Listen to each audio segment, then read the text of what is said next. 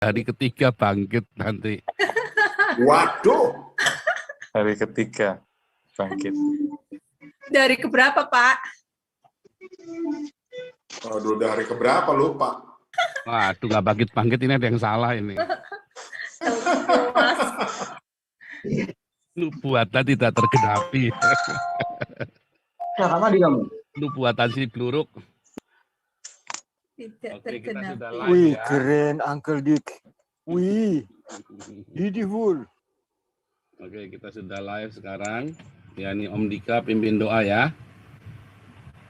Baik. Ya, jangan bernubuat buat si Bluruk ya, tidak baik. Siap. Kita berdoa ya. Tuhan Allah Bapa kami yang ada di surga, terima kasih Tuhan.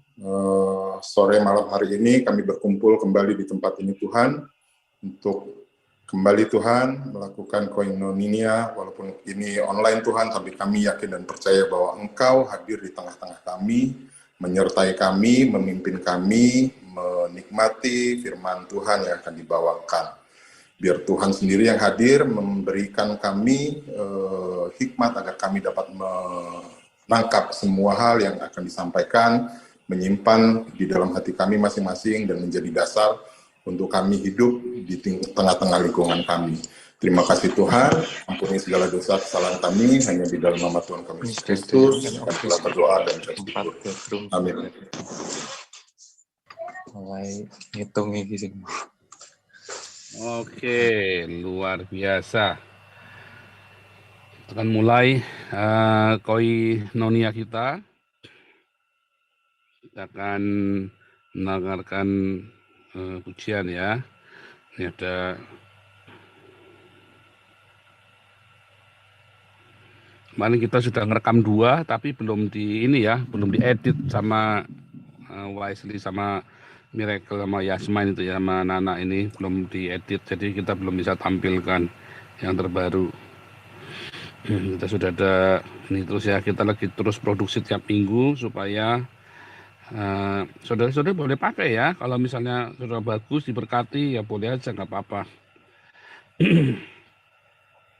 Ada 3 lagu lagi yang sudah jadi aransemennya tetapi belum kita rekam ya. Nah, nanti saya meminta Wisely, mungkin hari ini kita baru rekam ulang.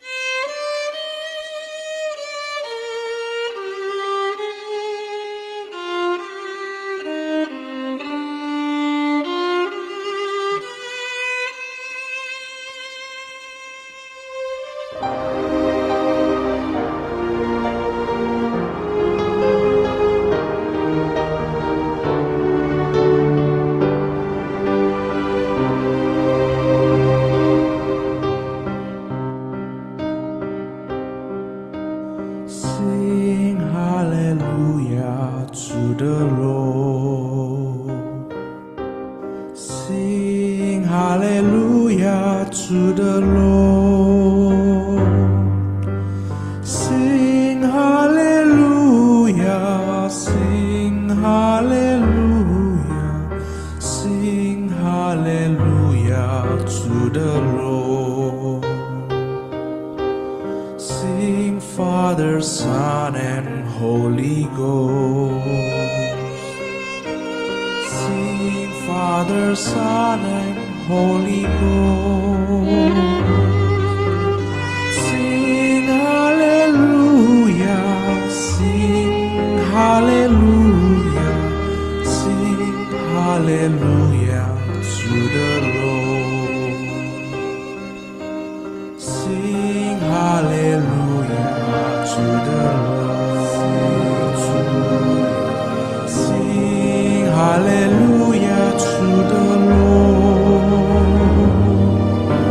Sing hallelujah, sing hallelujah, sing hallelujah to the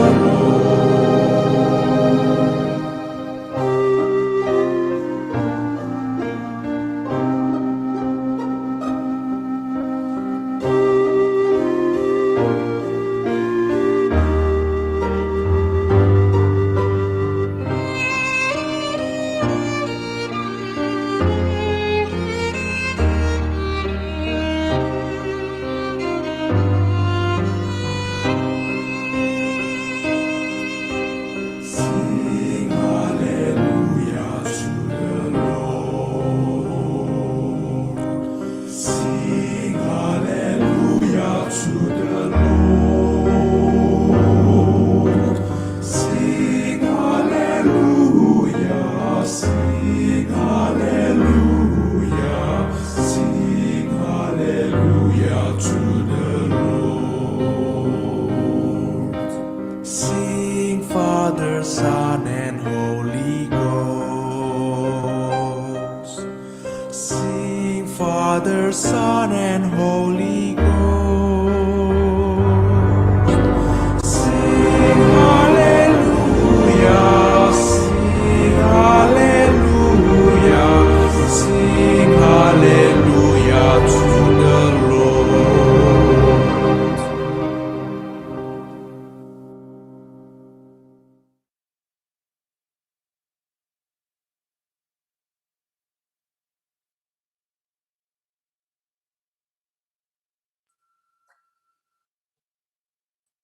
Haleluya, luar biasa. Kita akan mulai koinonia kita. Ya, kita sudah melewati banyak minggu ya koinonia kita dan makin berkembang. Kita akan menyapa terlebih dahulu teman-teman di live chat, Zoom, dan yang di YouTube yang ada di seluruh dunia. Ya, Shalom Indonesia. Ya, oke. Ini aja ya.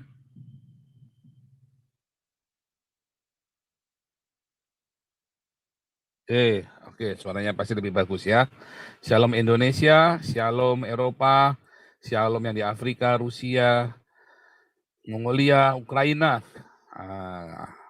Amerika, Kanada, Panama, Kepulauan Hawaii, Amerika Latin, Shalom semua yang ada di New Zealand, Australia, Kepulauan Salomon, Timor Leste, Papua Nugini, Shalom semua yang ada di Hong Kong, Cina, Jepang, Taiwan, Korea, Shalom semua yang ada di India, Malaysia, Brunei, Singapura, Filipina, dan juga yang ada di Thailand, Vietnam, Kamboja, Laos, Myanmar, Burma. Shalom semuanya yang ada di Iran, Dubai, dan Arab Saudi. Luar biasa ya. Oh iya, Papua Barat, Shalom Irian Jaya. Doa kami, donasi kami selalu bersama dengan Anda semuanya. Luar biasa sekali ya. Kita selalu bertumbuh bersama ya di dalam komunitas ini. Kelihatannya memang yang di Zoom tidak seheboh dulu ya. Karena ada beberapa yang berkhianat dan menyebarkan roh ketakutan di dalam, nakut-nakutin, diteleponin satu-satu, ya, dan ternyata cukup berhasil ya, cukup berhasil, tetapi nggak masalah ya, karena komunitas yang seperti itu memang sangat rentan. Komunitas dunia maya ini memang sangat rentan ya. Tapi yang luar biasa, sekarang kita punya komunitas yang solid, yang kristal. Ya, justru di saat banyak orang keluar masuk, akhirnya orang-orang yang merasakan diberkati komunitas ini mulai mengkristal. Dan bahkan komunitas ini tanpa saya pun bisa running sendiri, saudara. Saya sudah coba beberapa kali ya. Termasuk yayasan. Apakah yayasan itu tergantung saya? Enggak loh. Berapa kali saya lihat, saya nggak banyak ngomong, saya nggak banyak komentar, running loh yayasan ini ya. Ya, tetap sesekali saya tetap masuk, ya memotivasi, ya kan. Bagaimanapun juga selalu ya, makanya kan mau perusahaan apapun membutuhkan motivator. Nah, saya adalah fasilitator dan motivator bagi yayasan-yayasan yang melayani ini, baik dari Damaris, Damar Kasih, Galarua, Bun Pagi, ya kan. Saya hanya fasilitator dan motivator bagi Anda semua. Ya. Tetap semua harus Anda yang bergerak. Itulah komunitas, bukan one man show. Ya, bukan one man show, tetapi semua bergerak. Nanti jadi. Nah, kemarin ada yang nanya, Pak, saya ini sudah tidak ke gedung gereja. Nanti kalau keluarga saya yang meninggal, mama atau papa sudah usia 80 tahun, meninggal gimana? Oh, tenang saja, ada yayasan Bun Pagi yang akan siap melayani. Ya, ada Damaris, ada Damar Kasih, ada Galarua. Sudah siap semua. Lah nanti yang khotbah sama semua, tinggal dikirim, mau Pak David kayak mau Pak Alex, Bu Vivin, semua sudah siap semua. Ya, sudah siap. Mau yang mana nih? Mau pilih mana? Di Lampung ada Om Dika, kalau di Sumatera ya kan. Kalau Anda ada posisinya ada di mana? Tinggal kasih tahu ke kita. Makanya Yayasan Bun Pagi ini kita mau legalkan, ya. Di Jawa Tengah ada Pak Harto. Semua siap nanti ya. Semua siap untuk melayani. Kita harus satu-satu kita persiapkan ya.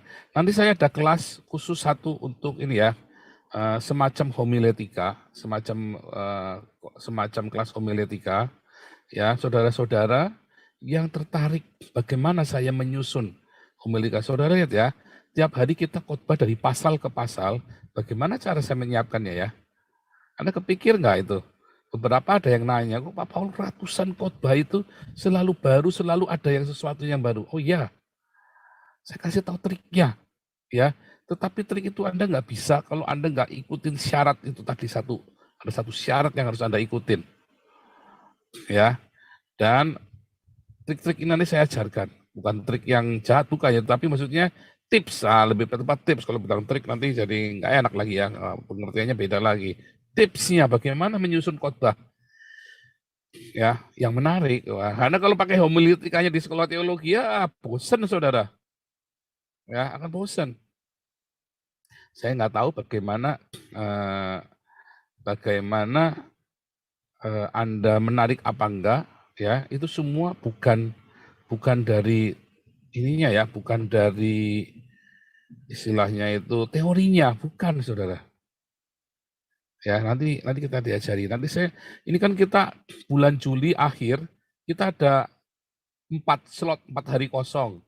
2 untuk apostolik, 1 untuk 2 untuk apostolik, 1 untuk evangelis dulu ya. Harus selesai dulu. Nah, rencananya 1 untuk ini ya, untuk bagaimana berkhotbah, menyampaikan renungan. Ya, kita sudah ada berapa puluh orang tuh ya, udah berapa banyak yang udah kita kasih giliran ya. Nah, nanti saya kasih ininya ya, supaya clue-nya, tips-tipsnya, supaya Anda bisa menyampaikannya dengan lebih atraktif ya, lebih menarik. Ya, tidak ya itu nantilah satu-satunya ya, susah ngomong satu-satu di sini. Nanti kita sekalian aja, nanti kita ngomong-ngomong satu. Jadi itu nanti nggak lama ya, kita paling cuman saya kira 2 2 bulan saja cukup ya, 8 kali pertemuan. Mengapa 8 kali pertemuan? Saya ingin Anda juga langsung praktek di situ. Ya, kasih bawakan bagaimana membawakan renungan 10-15 menit yang menarik ya, maksimum 15 menit tapi 10 menit. Nah, kita bikin nanti ya, bikin simulasi di situ supaya sama-sama. Ini eranya internet, Anda bisa bahkan Anda bisa bikin YouTube sendiri ya dan membawakan renungan-renungan Anda. Ya. Idenya saya dulu memang dari sana. Kita pertama kali ya kita bikin FA apa segala macam. Anda kalau lihat ya, ini zaman culun-culun kita ya, subscribernya masih 1000 nih. Saya tunjukkan ke Anda ya. Saya nggak mengajarkan Anda untuk kejar subscriber, enggak ya.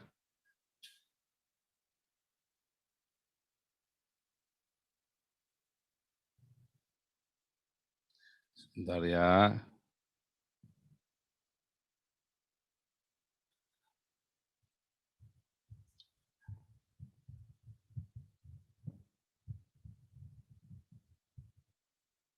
Ini contohnya ya.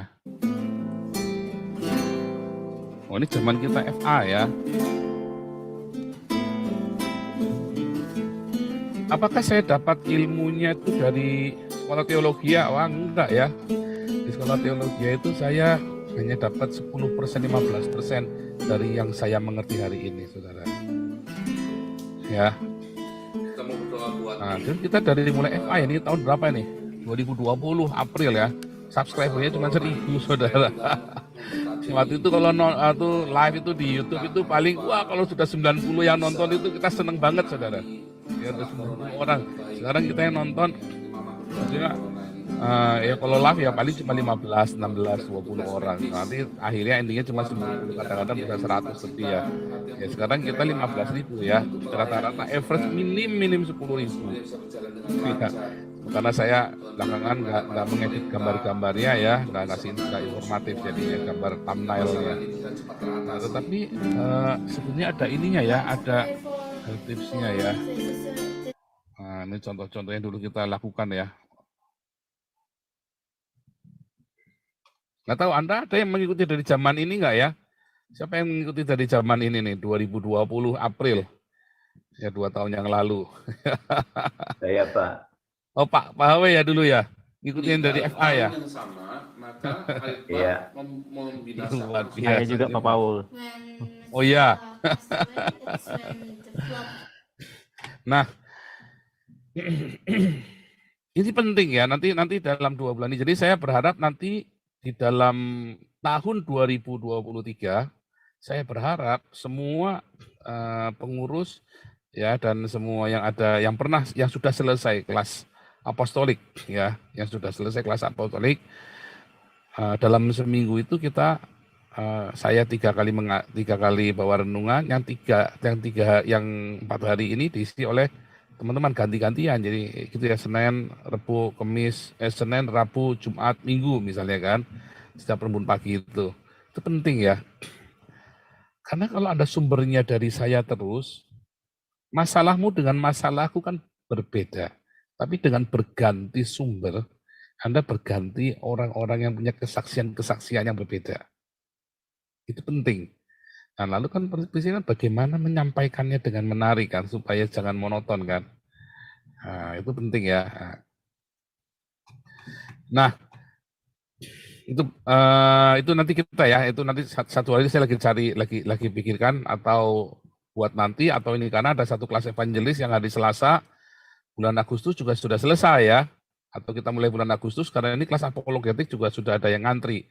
Kelas evangelis yang bulan Juli ini, akhir bulan Juli ya kelihatannya ya. Saudara yang ingin mendaftar bisa buruan mendaftar ya. Nah, jadi kita bisa cepetan mapping harinya apa ya, itu ya kelas evangelis yang baru ya, istriku. Itu harinya apa ya kelas evangelis yang baru? Senin. Kelihatannya Senin ya? Iya. Yang apostolik kan Rabu Jumat. Ya. Apostolik Rabu Jumat, apologetik hari Kamis, yang Senin evangelis. Oh gitu ya? Iya. Senin ya yang evangelis yang baru, Ya. Kamisnya apologetik, Rabu Jumatnya buat apostolik ya? Karena Selasa kan Mas evangelisnya belum selesai. Baru ya. Oh ya, oke.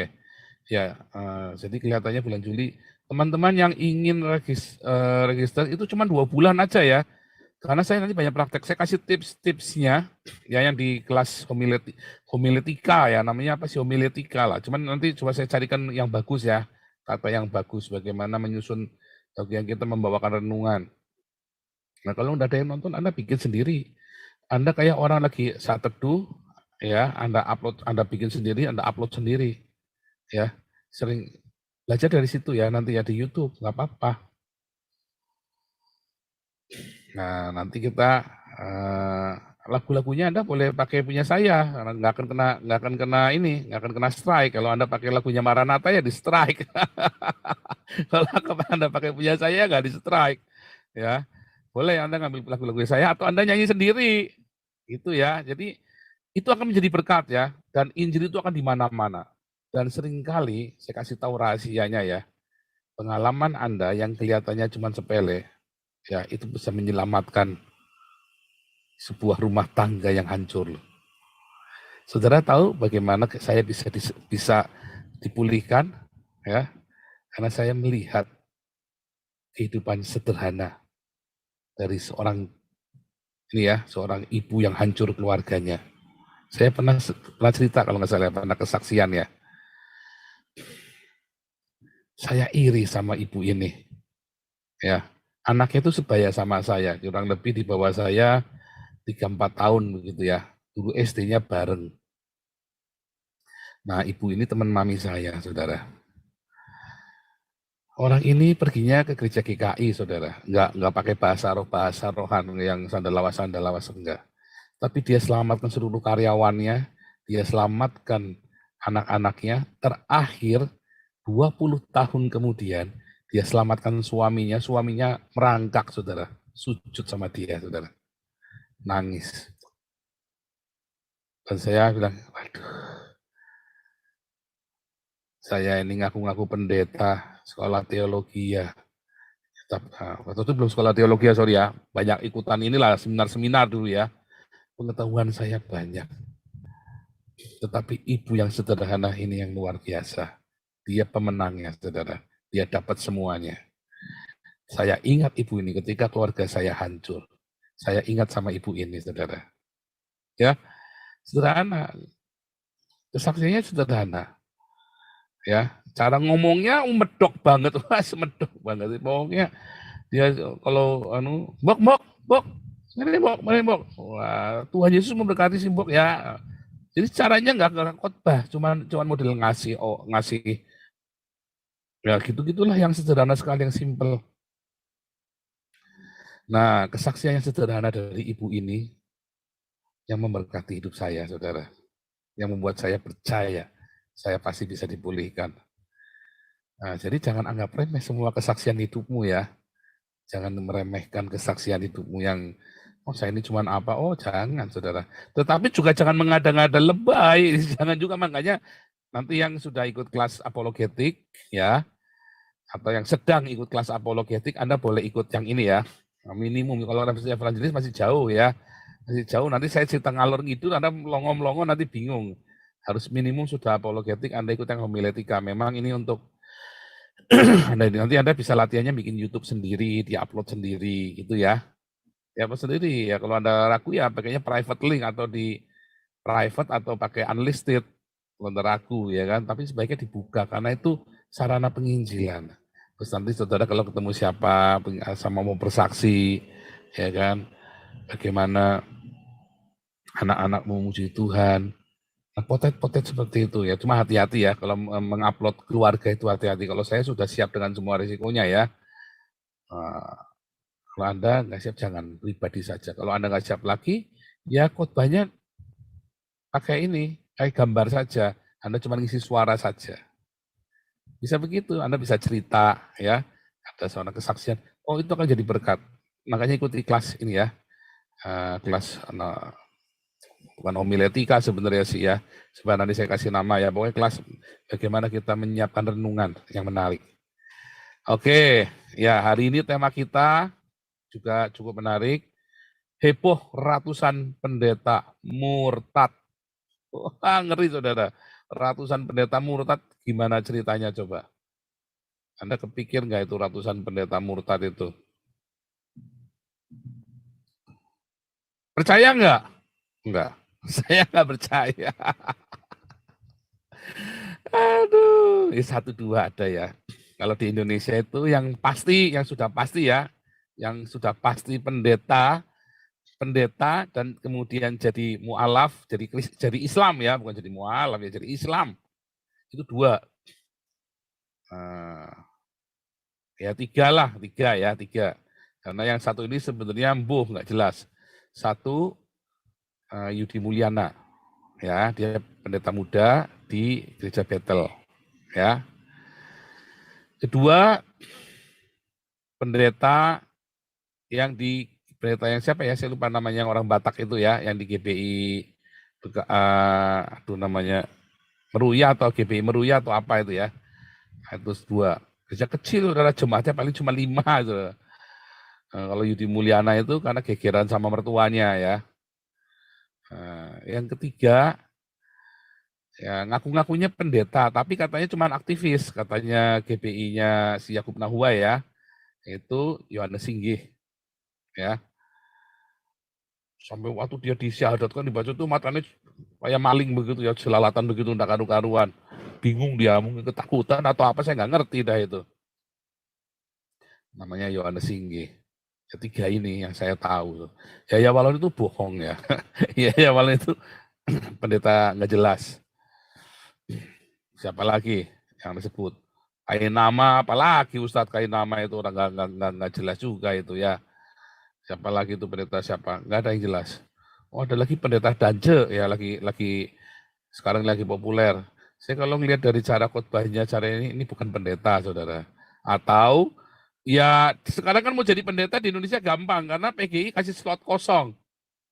Ya, kalau cuma mau jabatan pendeta ada slot kosong untuk gereja Ekumene. Anda siapapun terdaftar di situ, yang penting bayar, bisa jadi pendeta, saudara. Nah, itu kita mesti hati-hati. Tapi kalau dari khotbahnya, saya lihat ini, oh ini orang nggak ada isinya ini. Tapi pertanyaannya ya, kalaupun iya, kenapa orang kayak Yudi Mulyana, walaupun sudah saya baptis ulang ya, sudah saya baptis ulang. Kalau Ali Makrus, oh iya Ali Makrus ya, Ali Makrus dulu juga sudah pendeta ya, Ali Makrus, tapi sudah saya baptis ulang, sudah saya menangkan ya. Yudi Mulyana juga kan, wah, heboh kan. Jadi tinggal si GBI Meruya ini sama GBI Meruya itu siapa yang orang Batak itu ya, satu sama Yohanes Singgih, saya belum ketemu, dua orang ini saya belum ketemu. Nah ada satu lagi namanya Stefanus Rahmat Sumangkir, orang Tegal. Ya itu temannya ayah saya, saudara, Stefanus Rahmat Sumangkir itu. Bukan pendeta itu, saudara. Bukan evangelis juga. Lawang dia cuman sekolah di Malang, sekolah Alkitab, itu cuman berapa bulan ya. Dan itu pun kualitasnya jauh. Sama orang-orang, sama kelas evangelis saya jauh, saudara. Kelas evangelis saya itu 1 tahun ya. Lengkap itu ada selesainya itu 1 tahun baru selesai. 4 bulan.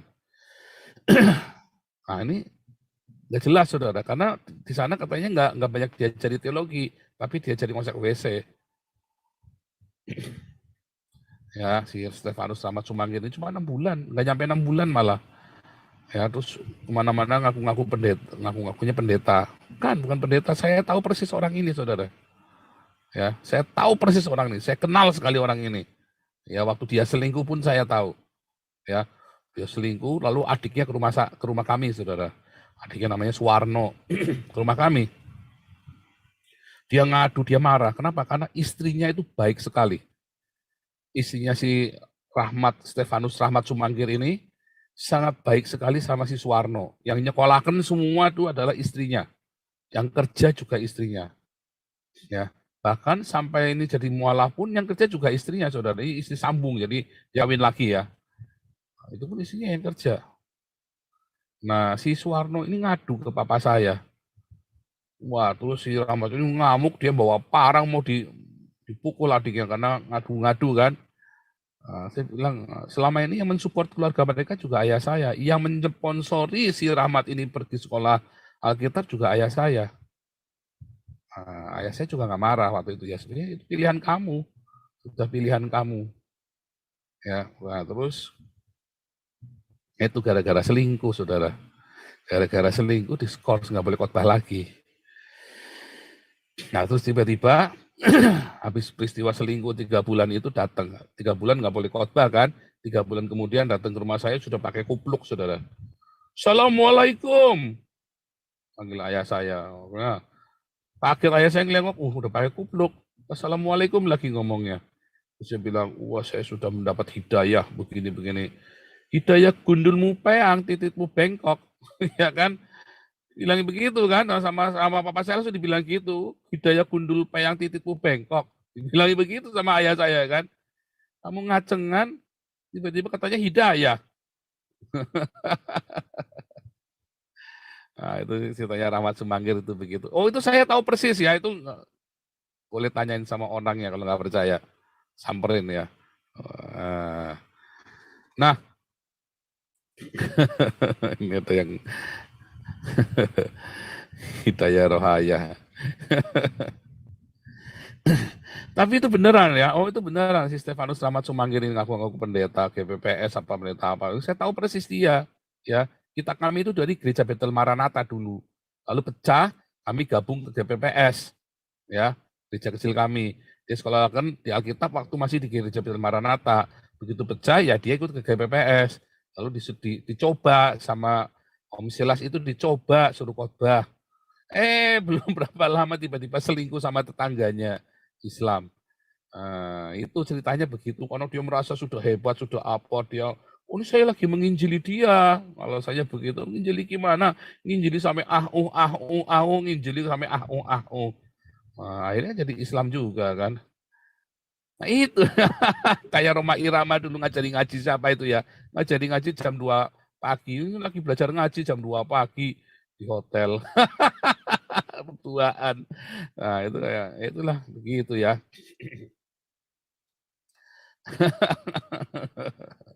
Itu beneran ya, itu beneran. Tapi kan pertanyaannya sekarang kan gini loh. Kayak Yudi Mulyana ya, sama Yudi Mulyana sama si saya lupa itu yang namanya pendeta Bekasi itu ya, pendeta Meruya itu orang Batak itu ya. Saya tak ingat-ingat ya namanya ya. Saya tadi cari enggak ketemu, sudah nggak ada beritanya. Atau saya carinya salah ya. Kenapa ya dia bisa?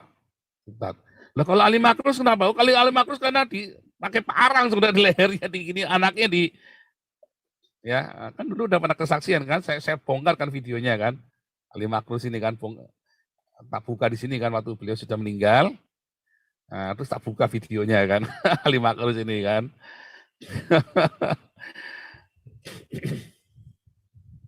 Itu karena pakai parang, itu sudah di lehernya.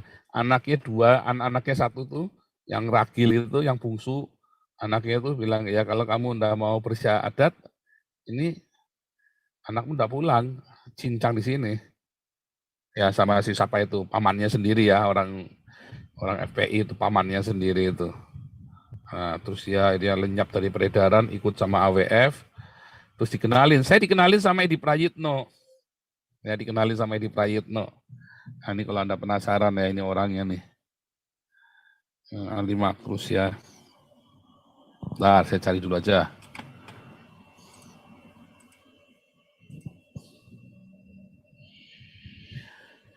Ini cerita lama ya, tapi kan bagi Anda yang belum ngikutin yang cerita lama ini ya Anda bisa lihat ini ya.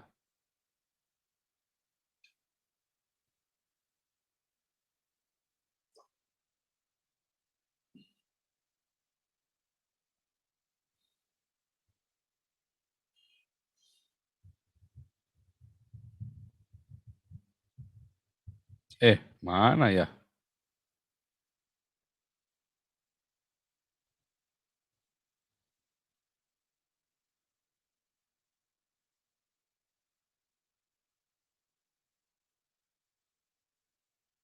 Oh ini ya.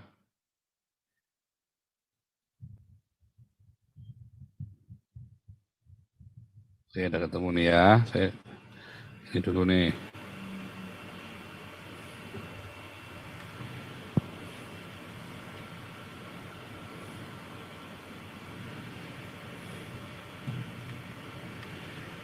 Di Prayitno itu sampai sama saya itu pokoknya mules dah kalau ketemu saya ya, si di Prayitno itu ya. Ini ya. Lihat tuh ya. Yang sebelahnya yang orang bule ini ya. Ini yang orang bule ini, terus saya di tengah-tengahnya ini pakai baju hitam, pakai jaket hitam ini ya. Ali Makrus, in memoriam ya. Udah meninggal. Nah, kalau dia jelas ya, karena di ini parang ya, saya sudah pernah kasih kesaksiannya ya. Ya, ada yang namanya Pendeta Dance lagi heboh ya. Nanti kita bahas satu-satu ya. Nah, ini yang Ali Makrus ya. Ini saya yang kenalin si Edi Prayitno.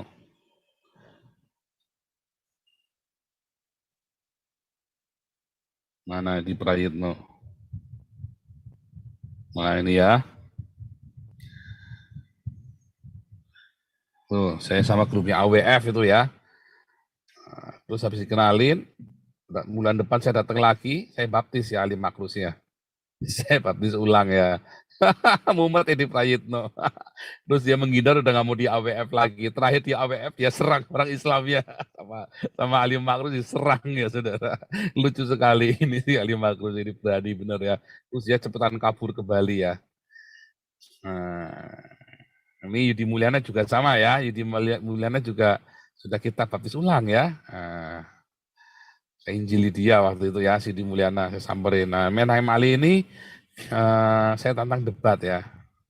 3 kali sudah tentukan hari, diundur terus sama mereka ya. Diundur terus. Akhirnya nggak jadi, saudara. Singkat cerita akhirnya nggak jadi. Nah, itu artinya sudah KO lah, udah nggak ada. Nah, tapi pertanyaannya balik lagi ya, saudara. Nah, kalau kelasnya kayak Yudi Mulyana ini kan S2 teologi, saudara. Ya, S1-nya dari GPPS, kemudian pindah dari STAS ya, Sekolah Tinggi Alkitab Surabaya, lalu pindah ke Petamburan, punyanya GBI, lalu lanjutkan di Tiranus, saudara. Dan dia ambil S2 lagi IAIN ya setelah jadi Islam. Nah, tapi pertanyaannya kenapa orang seperti Yudi Mulyana bisa murtad? Ya kan? Nah, terus ada lagi Pendeta Dance. Kalau Stefanus Rahmat Sumangkir tadi sudah saya jelaskan ya, mengapa bisa murtad ya. Tapi nanti saya akan menjadi satu ini ya, jadi buat bahan khotbah saya nanti. Ini saya pengantar dulu saja supaya saya ngerti, supaya saudara ngerti kenapa saya cerita ini ya.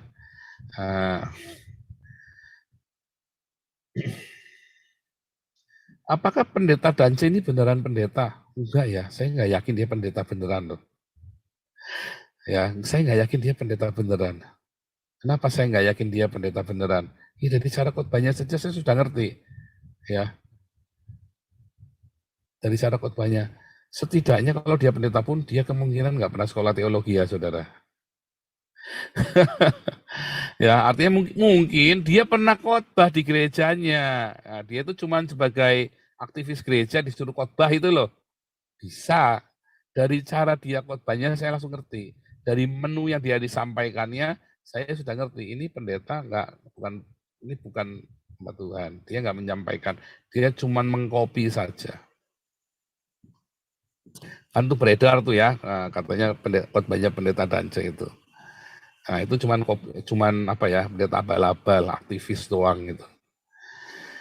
Dari tampang-tampangnya dari ini aktivis doang. Ya, kita semua ngerti lah, kita sesama pendeta kita juga ngerti itu ada tipikalnya. Orang itu kalau pernah sekolah teologi ya kalaupun dia pendeta pun ya pendeta ya kayak si siapa Agustan itu.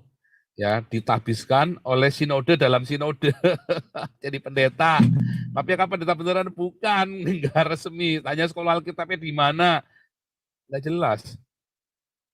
Ya beli ijazah. Ya sekolah teologinya di mana? Sekolah apa? Saya tanya ya. STT Anugerah. Saya kan kenal saudara. Saya tanya ini benar Agustan sekolah? Enggak, itu enggak ada itu. Ini di Tasikmalaya. Oh itu apa itu lihat statusnya? Oh iya, ternyata kursusan Alkitab, saudara. Nah, kursusan Alkitab punya kita malah lebih bonafit ya dari luar negeri kita ya. Lebih bonafit punya kita. Nggak heran. Nah, nggak heran orang-orang macam begini itu murtad jadi Islam. Ya, nggak heran, saudara. Dan jangan heran. Nah, nanti saya jelaskan ya. Saya jelaskan. Nah,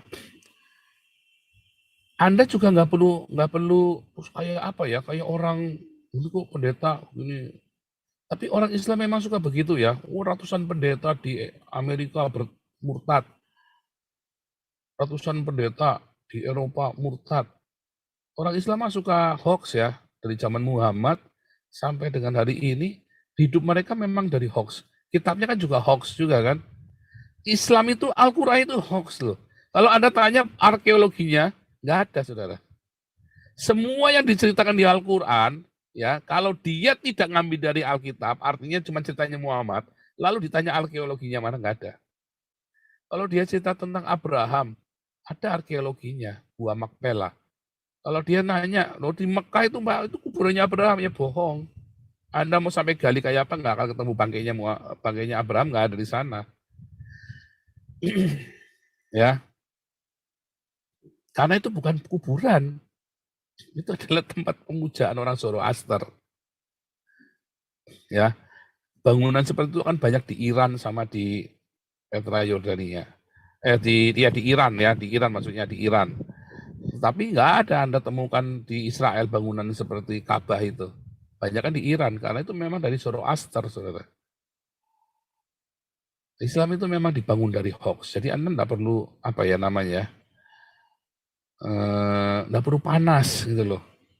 Sudah tahu itu bohong, ya nggak usah terlalu apa dipedulikan begitu ya. Cuma kan yang kita mau fokus kan kayak orang-orang yang real kayak Yudi Mulyana ini kan. Satu-satunya yang alasannya agak masuk akal hanya Yudi Mulyana. Itu apa? Ya kan? Karena dia mendengar azan katanya. Dia merasa tersentuh, terenyuh. Masuk akal ya, masuk akal. Masuk akal dong. Ya, kenapa?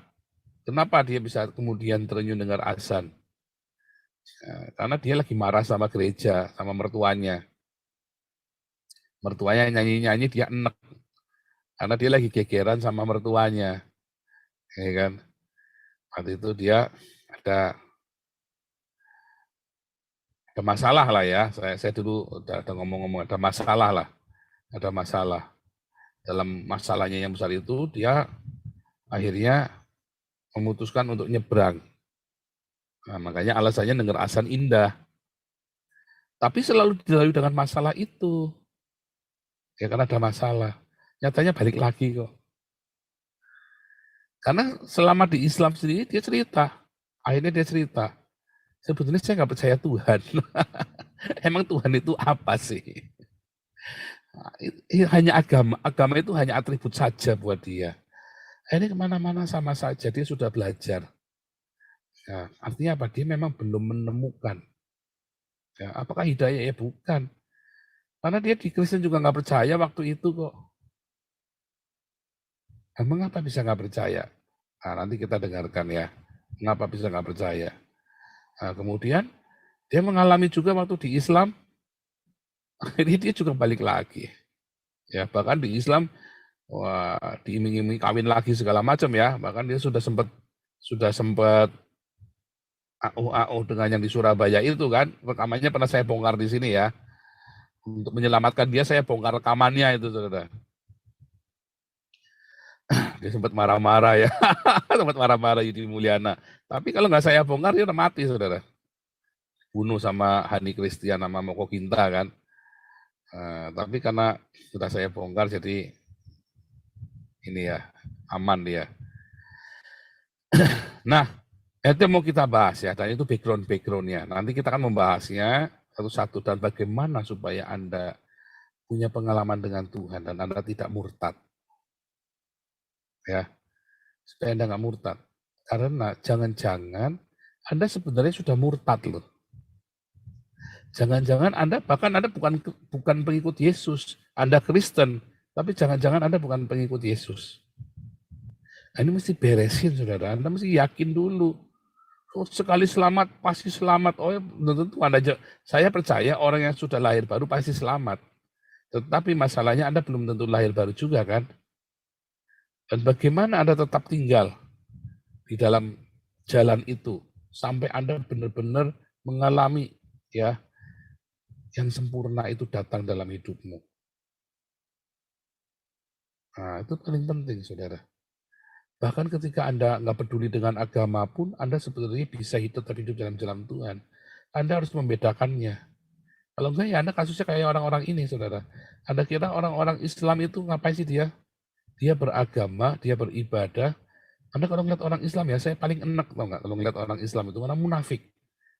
Atributnya, bajunya, ibadah agamanya, tapi kelakuannya iblis semua, saudara. Kelakuannya iblis. Wah, ibadah yang disuruh makan babi nggak mau. Tapi suruh makan anak orang mau, saudara. Munafik kan? Iya kan? Makan babi, oh nggak mau. Makan anak orang, selingkuhi, semua orang diselingkuhi sama dia. Oke, ya. Kita lanjutkan tadi Pak, ada Ardiansa tadi. Kenapa Ardiansa tadi Pak Ardiansa? Oh, resen tadi. Mana Ardiansa? Masih di sini nggak? Ardiansa, oh sudah tersign out ya. Ardiansa bangun tadi ya, tersign out. Nggak apa-apa, kalau saya lanjutkan dulu ya. Saya lanjutkan dulu, bentar.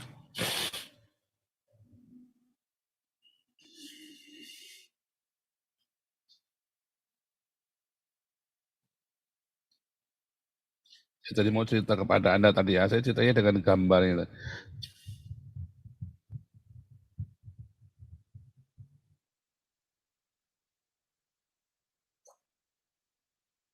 Mana ya tadi saya mau tunjukkan.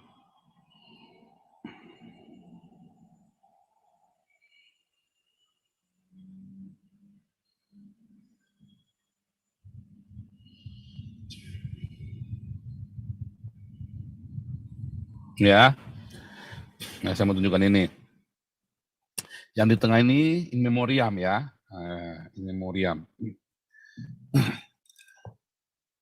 Ya, lagi S3 ya, teologi ya, in memoriam. Karena kena COVID kemarin. Ya, nah, dia ini penginjil yang sangat efektif ya, dia banyak memberitakan Injil. Dia banyak memberitakan Injil dan banyak yang dimenangkan ya oleh dia. Nah, yang di sebelahnya saya itu nanti sama kita akan mau bikin acara ya, namanya Ahmad Fauzi. Dan saya baptis juga, ya dibaptis sama Saifuddin nggak mau dia, ketemu saya langsung mau dibaptis ya. Nah, ini saya baptisnya ini dulu sama yang dari Padang gitu ya. Teman saya dari Padang itu yang saya baptis juga. Waktu baptis dia sama Pak Thomas itu ya. Dulu kita baptisnya. Saya baptis Ali Makru juga sama Pak Thomas ya dulu ya. Baptis Ali Makru juga sama Pak Thomas.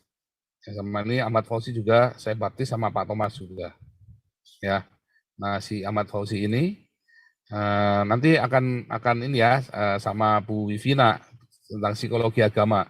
Saya lagi tunggu Bu Wivina, katanya mau siapkan dulu materinya. Kalau itu, soalnya kalau materi yang psikologi agama ini adalah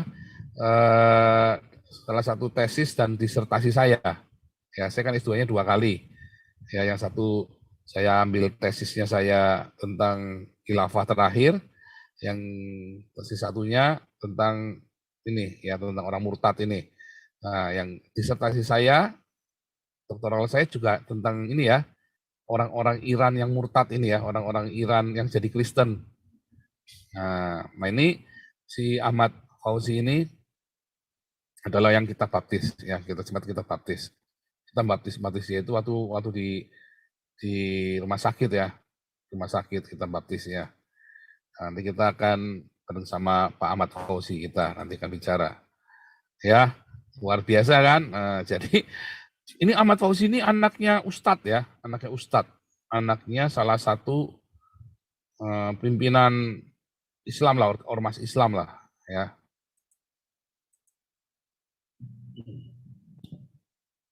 Oh nggak main-main ya, kalau saya tak sambalin bener saudara.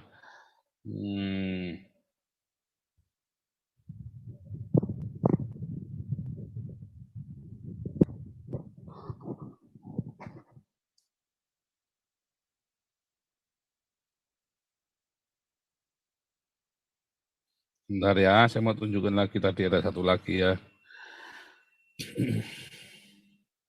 Ini orang Uighur ya, dulu saya pernah cerita ya, ini orang Uighur. Nah, ini adalah orang Uighur yang ada di camp ya, di camp pengungsi. Saya injili dia ya.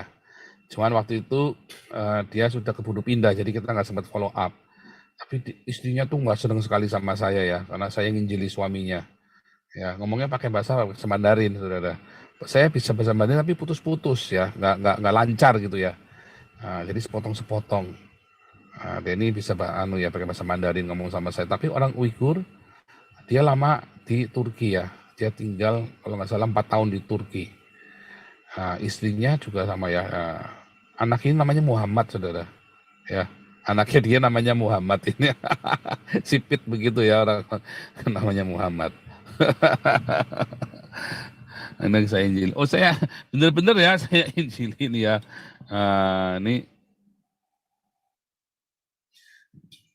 Ini ya, saya sempat tinggal di camp ya. Saya sempat tinggal di camp. Saya injili mereka, saudara. Ya, ini orang Iran, orang Irak sama orang Syria.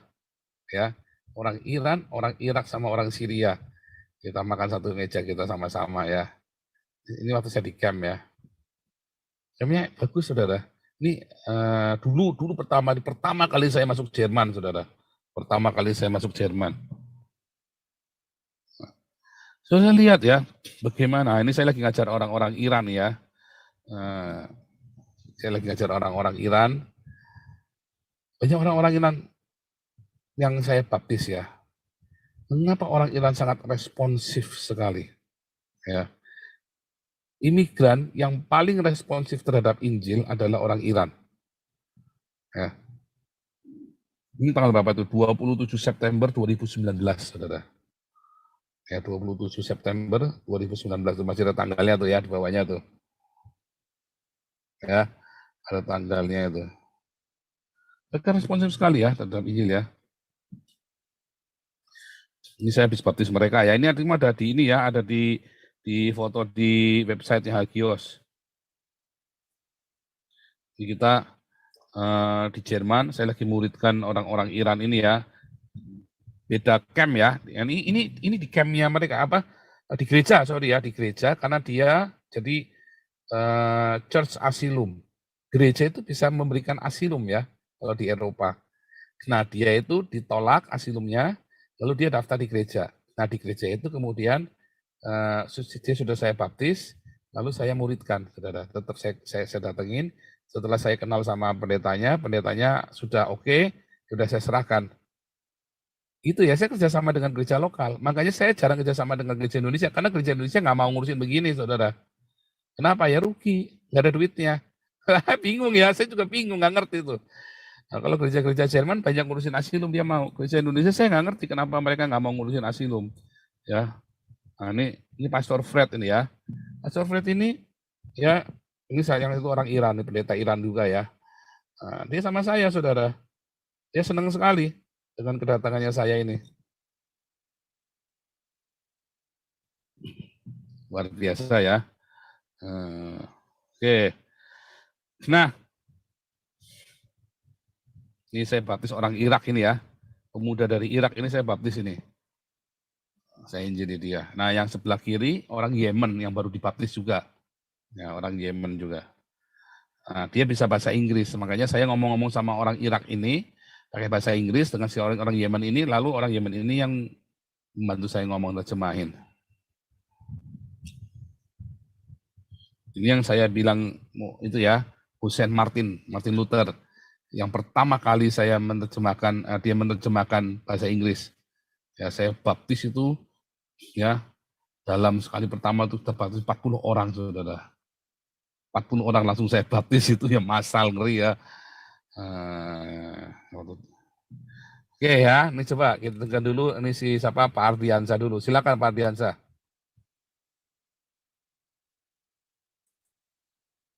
Shalom Pak. Shalom. Waduh, luar biasa Pak. Maaf Pak, ini karena mungkin banyak kerjaan di lingkungan RT jadi rapat terus Pak. Ya tadi itu yang mungkin kelupaan mungkin namanya yang Marudut Siburian itu Pak, yang di Bekasi Pak. Namanya siapa namanya? Marudut Siburian. Maruhut Siburian. Ya, ya, Maruhut Siburian, ya. Marudut Pak.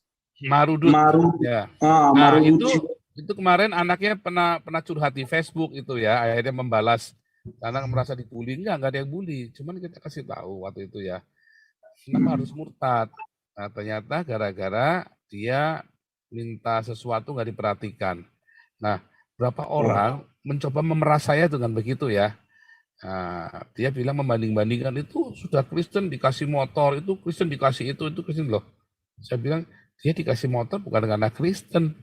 Ya, jadi pernah dari ibu ketua itu membelikan ngasih motor buat dia. Kenapa? Karena kita sudah tolong dia dan dia makin bertumbuh dua dia rajin saudara. Terus kita bilang kita kan kalau ngomong nggak cuma ngomong, kamu begini, sudah kita pinjemin, nggak usah pinjemin kasih aja katanya ibu ketua gitu. Asalnya kita cuma mau pinjemin doang, tapi sama ibu tuh kasihkan aja. Nah itu begitu. Jadi bukan wah terus kita iming-iming. Nah ini ada orang terus kemudian jadi Kristen, terus dia banding-bandingin sama ini udah dikasih itu sudah dapat ini dapat itu. Loh, kamu dari Kristen kamu ngarep-ngarep sembako darinya. Wah langsung saya bilang enggak. Lu sama Pak, hampir mirip ceritanya Pak. Ya si Marudut itu begitu ceritanya. Iya hampir mirip ceritanya begitu Pak. Jadi dia digusur dari Kalimalang karena itu memang tanah pengairan. Jadi itu tanah garapan Pak, gerejanya terletak di tanah garapan. Jadi digusur oleh Pemprov Bekasi sehingga dia mencari tempat minta bantuan ke Rayon 8. Dia kan di bawah Pak Weweko Rayon 8. Jadi dia minta bantuan, ternyata Pak Weweko sudah memberi bantuan tapi mungkin agak kurang. Nah, jadi pada waktu itu dia mencari tempat dan dapat mungkin ya minta sana minta sini mungkin dengan alasan mencari iba orang lain karena dia dapat gusuran itu Pak. Nah itu salah satu yang jadi dia mencari dana itu lewat penggusuran itu sehingga di dalam perjalanan itu ternyata dia dapat sebuah tempat di daerah Bekasi juga, di Bekasi Timur, itu tidak memadai juga dan bantuan sangat kurang. Dia merasa seperti itu. Dan itu bukan hanya ke Rayon 8 aja dia minta sana minta sini Pak. Jadi banyak sekali dia minta bantuan dengan cara mencari iba dari penggusuran itu gitu Pak. Jadi akhirnya dia memutuskan karena bantuan itu kurang, ya dia mencari celah mungkin ke aliran-aliran keras di Bekasi ini Pak. Jadi dia ikut gabung, ternyata mungkin sudah ada yang memberikan sesuatu kepada dia, dan dia mau lewat uang itu dia lewat pemberian itu dia mau mengorbankan apa yang dia punya.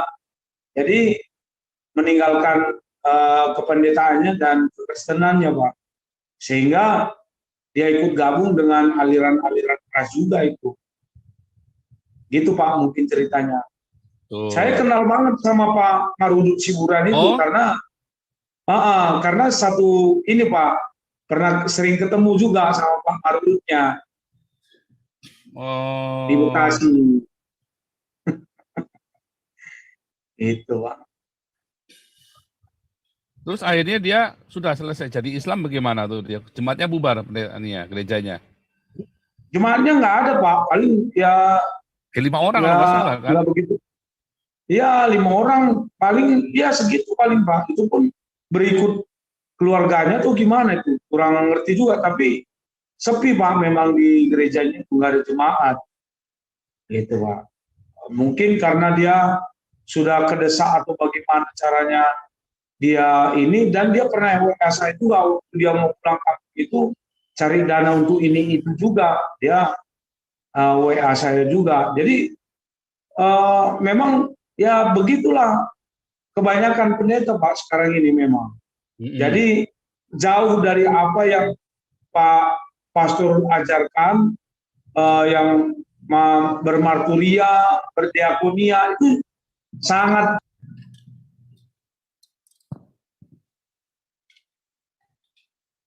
Bentar. Oke, lanjut. Kena mute. sangat jauh Pak, sangat jauh untuk pekerjaan gereja sekarang itu sangat jauh untuk melakukan itu.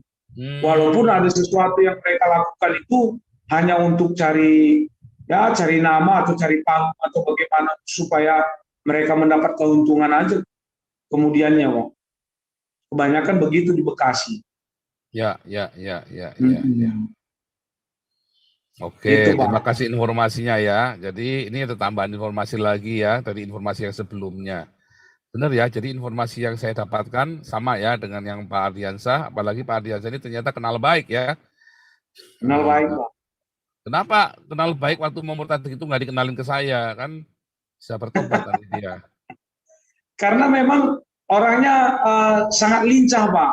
Lincah berkata-kata, lincah untuk mencari celah, lincah untuk kesana kemarinya, Pak. Jadi dia memang sangat hal-hal yang kayak gitu sangat lincah. Kalau berkata-kata nggak bisa, kita bukan kalah sih, tapi dia mau mendengarkan apa yang dia bilang saja, tidak mau mendengarkan orang lain. Wah, kalau ketemu saya bisa disekak dong ya, berarti kalau begitu ya. Iya. Klek saya. Ya kalau ketemu Pastor Paul harus disekak, itu pasti masuk itu, Pak. Luar biasa emang. Iya. Oke ya. Oke, sekarang kita masuk ya ke firman Tuhan ya. Nah, kita masuk ke firman Tuhan. Terima kasih informasinya, Bang Ardiansah, luar biasa ya. Sekarang kita masuk ke informasinya ya. Ini firman ini sudah saya bawakan di Embun Pagi, tapi saya akan bawakan lebih spesifik ya yang hari ini. Ya, sebelum kita memulainya, ya seperti biasa, penatua kita Pak HW, ya kunnen Sie für uns bidden, bitte. Ya, itu Boy. Mari saudara-saudaraku dalam Yesus Kristus kita berdoa. Tuhan Bapa kami dalam surga, kami mengucap syukur dan terima kasih. Terima kasih juga bahwa Engkau terus membimbing Pastor Paul untuk bisa membawakan dan menyampaikan firman Tuhan. Biarlah apa yang disampaikan itu boleh datang daripada Engkau dan sesuai dengan kehendak Engkau. Tuhan, kami percaya dan yakin Engkau juga menyediakan hati kami masing-masing agar kami siap mendengarkan firman-Mu. Biarlah apa yang kami dapat itu boleh berbuah-buah dalam hidup kami, dan kami juga boleh menjalankannya serta merenungkannya dalam hidup kami. Biarlah firman-Mu itu menjadi pelita bagi hidup kami juga. Tuhan, kami menyerahkan semua ini ke dalam tangan-Mu, dan kami percaya jika Engkau menyertai kami, maka semua akan berhasil. Dalam nama-Mu, kami berdoa dan mengucap syukur. Amin. Amin. Oh, luar biasa. Bang Ardo, tolong baca 2 Petrus 2. Oke, Pak Paul, 2 Petrus 2 ya. Share screen juga 2 Petrus 2 ya, supaya sama-sama baca. Ya, silakan Bang Ardo, sudah bisa mulai baca. 2 Petrus 2. Oke. Mari kita membaca firman Tuhan yang diambil dari 2 Petrus 2. Ya, mulai ayatnya yang pertama ya. Sebagaimana nabi-nabi palsu dahulu tampil di tengah-tengah umat Allah, demikian pula di antara kamu akan ada guru-guru palsu. Mereka akan memasukkan pengajaran sesat yang membinasakan. Bahkan mereka akan menyangkal penguasa yang telah menebus mereka. Dan dengan jalan demikian, segera menggantungkan kebinasaan atas diri mereka.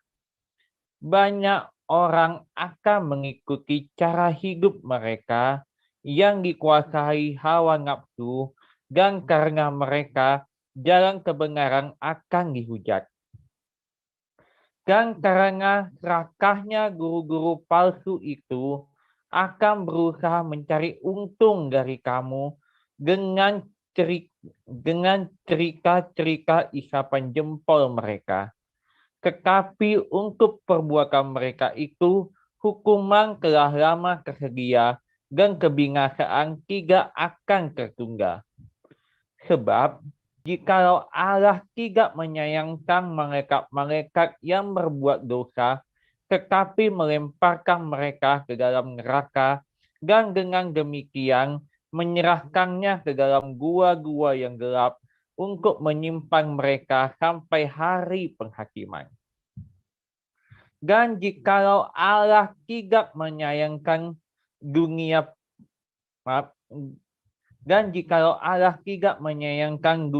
purba, tetapi hanya menyelamatkan Nuh, pemberitaan kebenaran itu dengan 7 orang lain ketika ia menggantangkan air bah atas dunia orang-orang yang fasik. Dan jikalau Allah membinasakan kota Sodom dan Gomora dengan api, dan dengan demikian memusnahkannya dan menjadikannya suatu peringatan untuk mereka yang hidup fasik di masa-masa kemudian. Tetapi ia menyelamatkan Lot, orang yang benar, yang terus-menerus menderita oleh cara hidup orang-orang yang tak mengenal hukum dan yang hanya mengikuti hawa nafsu mereka saja. Sebab orang benar ini tinggal di tengah-tengah mereka dan setiap hari melihat dan mendengar perbuatan-perbuatan mereka yang jahat itu, sehingga jiwanya yang benar itu tersiksa. Maka nyata bahwa Tuhan tahu menyelamatkan orang-orang saleh dari pencobaan dan tahu menyimpan orang-orang jahat untuk disiksa pada hari penghakiman. Terutama mereka yang menuruti hawa nafsunya karena ingin mencemarkan diri dan menghina pemerintahan Allah. Mereka begitu berani dan angkuh sehingga tidak segan-segan menghujat kemuliaan. Padahal malaikat-malaikat sendiri yang sekalipun lebih kuat dan lebih berkuasa daripada mereka tidak memakai kata-kata hujat. Kalau malaikat-malaikat menuntut hukuman atas mereka di hadapan Allah. Tetapi mereka itu sama dengan hewan yang tidak berakal, sama dengan binatang yang hanya dilahirkan untuk ditangkap dan dimusnahkan. Mereka menghujat apa yang tidak mereka ketahui, hingga oleh perbuatan mereka yang jahat, mereka sendiri akan binasa seperti binatang liar. Dan akan mengalami nasib yang buruk sebagai upah kejahatan mereka. Berpoya-poya pada siang hari, mereka anggap kenikmatan, mereka adalah kotoran dan noda yang mabuk dalam hawa nafsu mereka kalau mereka duduk makan minum bersama-sama dengan kamu. Maka mereka penuh nafsu, jina, dan mereka tidak pernah jemu berbuat dosa. Mereka memikat orang-orang yang lemah. Hati mereka telah terlatih dalam keserakahan. Mereka adalah orang-orang yang terkutuk. Oleh karena mereka telah meninggalkan jalan yang benar, maka tersesatlah mereka, lalu mengikuti jalan Bileam, anak Beor, yang suka menerima upah untuk perbuatan-perbuatan yang jahat. Tetapi Bileam beroleh peringatan keras untuk kejahatannya, sebab keledai beban yang bisu berbicara dengan suara manusia dan mencegah kebebalan nabi itu. Guru-guru palsu itu adalah seperti mata air yang kering, seperti kabut yang dihalaukan taufan, bagi mereka telah tersedia tempat dalam kegelapan yang paling dahsyat. Sebab mereka mengucapkan kata-kata yang congkak dan hampa dan mempergunakan hawa nafsu cabul untuk memikat orang-orang yang baru saja melepaskan diri dari mereka yang hidup dalam kesesatan. Mereka menjanjikan kemerdekaan kepada orang lain, padahal mereka sendiri adalah hamba-hamba kebinasaan. Karena siapa yang dikalahkan orang, ia adalah hamba orang itu. Sebab jika mereka orang mengenal mereka akan Tuhan dan Juru Selamat kita, Yesus Kristus, telah melepaskan diri dari kecemaran dunia. Tetapi terlibat lagi di dalamnya, maka akhirnya keadaan mereka lebih buruk daripada yang semula. Karena itu bagi mereka adalah lebih baik jika mereka tidak pernah mengenal jalan kebenaran daripada mengenalnya. Tetapi kemudian berbalik dari perintah kudus yang disampaikan kepada mereka. Bagi mereka cocok apa yang dikatakan peribahasa yang benar ini. Anjing kembali lagi ke muntahnya, dan babi yang manggi kembali lagi ke kubangannya. Demikian Amin. Tuhan. Luar biasa. Terima kasih Bang Ardo. Sama-sama Luar Pak biasa Paul. ya. Nah, saudara, hari pembacaan kita luar biasa di 2 Petrus 2 ini ya, tentang orang ini ya. Kalau saudara tadi dikatakan ada yang penguasa, ada orang-orang yang menyangkal penguasa yang telah menebus mereka. Itu maksudnya murtad ya itu ya. Dia murtad, dia tinggalkan Tuhan, saudara. Nah, itulah guru-guru palsu ini nanti akan muncul, saudara. Itulah pendeta-pendeta atau pengajar-pengajar yang dianggap si Dance Namek itu ya, katanya pendeta. Dia bukan pendeta, tetapi setidaknya dia sudah pernah mengajar. Ya. Dan itulah guru-guru palsu. Tapi sebenarnya banyak. Itu yang kelas-kelas bawah, saudara. Yang di kelas-kelas atas banyak, saudara. Yang kelas-kelas mega church itu ya, guru-guru palsu itu banyak, saudara. Dan itu orang-orang ini adalah orang-orang yang menyebabkan pemurtadan. Mungkin dia nggak jadi Islam, tetapi orang-orang ini kemudian meninggalkan Tuhan Yesus. Dia sangkal imannya apatis. Mungkin orang-orang yang ada di sini, yang ada di YouTube ini yang lagi nonton, mungkin kalian salah satunya yang apatis. Saya tidak berkata Anda apatis kepada gereja. Memang kalau gereja itu nggak ada gunanya, gedung gereja itu nggak ada fungsinya apa-apa di masyarakat, saudara. Apa sih fungsinya gedung gereja di masyarakat? Coba, nggak ada, saudara. Nggak ada, serius. Damaris itu lebih berfungsi daripada gedung gereja. Padahal cuma rumah doang. Rumahnya pinjaman juga lagi. Rumah cuma pinjaman. Tapi lebih berfungsi. Bisa buat baksos, bisa buat kantor kita, bisa buat dapur umum, ya kan? Lebih berfungsi daripada gedung gereja, saudara. Ya kan, nggak kebanyakan dogma di dalamnya. Yang di dalam ada orang Katolik, ada orang mungkin Saksi Yehova juga di dalamnya kali, saya nggak ngerti dah. Ya, ada orang AKBP, ada orang GKI, ada orang GBI, macam-macam tuh di dalamnya Damaris itu, ya kan? Malah bersatu tuh, bisa bersatu sama-sama.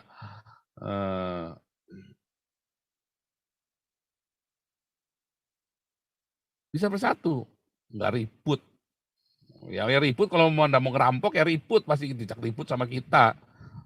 Sama pengurus pasti dijak ribut ngerampok kok. Pasti kita ajak ribut untuk ngambil uangnya. Itu uangnya Tuhan. Ya, uang dari masyarakat yang diberikan kepada Tuhan. Ya perlu kita jaga dengan sungguh-sungguh. Ya. Nah, tapi nanti ada nabi-nabi palsu ya, nabi-nabi palsu. Ya. Nabi-nabi palsu, guru-guru palsu.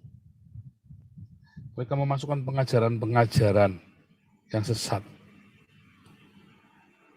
Pak Paulus sesat, bukan Trinitas, siapa bilang? Apa sih definisi sesat? Apa sih definisi sesatnya? Yesus berkata, kamu sesat sebab kamu tidak mengetahui, tidak tahu firman Allah dan kuasa Allah. Kamu tidak tahu kitab suci, kamu nggak baca. Tuh, kamu sesat. Itu apa? Kalau di surga ada kawin-mengawinkan. Kayak di Islam itu jelas sesat. Muhammad itu sesat. Ya, ngomong di surga ada bidadari, ya olala BB, 4.000 bidadari, itu jelas sesat itu. Tetapi sesat yang lain, Tuhan Yesus juga menerangkan, pada akhir zaman orang berseru kepadaku, Tuhan, Tuhan, bukankah aku mengadakan mujizat? Iya, mujizat palsu. Bukankah aku mengusir setan? Ya kan, tengking ngusir setan, lah taunya setannya dia sendiri kan? Menyembuhkan orang sakit demi namamu, ya doakan orang sakit sembuh belum tentu. Sesungguhnya aku tidak mengenal kamu. Mengapa? Karena dia tidak melakukan kehendak Bapa. Ya, telematau pater. Apakah telematau pater? Yohanes 6 ayat 40. Supaya seluruh dunia melihat Yesus, percaya kepada Yesus. Itulah telematau pater. Tapi yang Anda lakukan adalah seluruh dunia tahu gereja Anda, bukan tahu Yesus. Ya, Anda dibawa kepada pendeta. Fokusnya ke pendeta. Nah, firman Tuhan pada malam hari ini, ya bagi Anda yang pelayan-pelayan Tuhan, yang merintis jemaat kayak Pak Marudut Siburian tadi itu ya. Saya sendirian. Agustan itu sama Marudut itu kasusnya hampir sama tuh. Ya, Agustan sama Marudut itu kasusnya sama. Kalau Yudi Mulyana beda. Ya, Ali Makrus beda. Kalau Ali Makrus jelas karena ada parang di lehernya dan di leher anaknya. Ya, kalau Ali Makrus. Orang Islam itu taruh parang di lehernya Ali Makrus dan anaknya juga ditaruhin parang. Ada kesaksiannya ya, videonya udah pernah saya tampilkan. Kalau yang Marudut, kalau yang Yudi Mulyana, kasusnya karena dia ribut sama mertuanya. Mertuanya mau nyingkirkan dia, pendeta mertuanya ya. Lalu si Yudi Mulyana melakukan perlawanannya dengan apa? Ngedan jadi Islam. Itu saksinya banyak itu di situ ya. Saksinya banyak. Ya kita orang dengarkannya dari mertuanya saja. Kalau saya kan dengarkan juga selain dari cerita dari orang yang saya percaya yang tentang mertuanya dan juga dari Yudi Mulyana sendiri. Lalu saya mengambil kesimpulan tengahnya, oh ini orang perlawanannya terhadap mertuanya itu dengan cara ngedan jadi Islam. Yudi Mulyana ini, saudara. Dan dia sendiri memang dasarnya nggak percaya sungguh-sungguh, saudara. Kalau ditanya Roh Kudus bahasa roh, oh sudah bahasa roh itu ya yang sih kanda lama itu. Nah itulah, coba bayangin, masa orang sudah penuh Roh Kudus bisa murtad coba? Ya kan? Lalu selama ini Roh Kudus yang dialami itu apa? Ya kan? Makanya jangan gegap gempita. Waduh, sudah wala Anda gegap gempita. Oh, hati-hati Anda. Ya, saya banyak menemukan roh palsu di dalam gereja Betel ya, Roh Kudus palsu. Saat pendetanya, saudara ya, so buktinya Yudi Mulyana, buktinya si Marudut Siburian kan jadi pendeta pasti sudah penuh Roh Kudus itu kan. Itu pendeta Yohanes Singgi itu GBI juga, tiga-tiganya ini GBI semua, saudara. Tiga-tiganya GBI semua. Memang gereja memang brengsek banget ya, gereja brengseknya Indonesia nih GBI ini. Ribut terus, bikin ribut terus di dalam. Terus kalau ada gereja lagi bertemu, diributin sama mereka. Pendetanya sini selingkuh tok. Karena nggak difilter, nggak ada pertanggungjawabannya.